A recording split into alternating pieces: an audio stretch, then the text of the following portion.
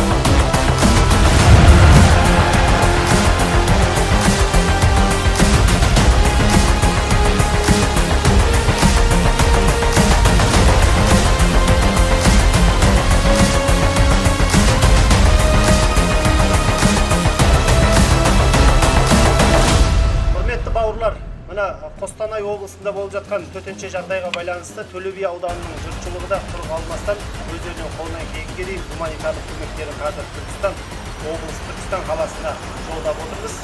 Қостанайлықтарға Алла жар болсын. Төле биліктердің азын-аулақ көмегін сіздерге жеткіземіз.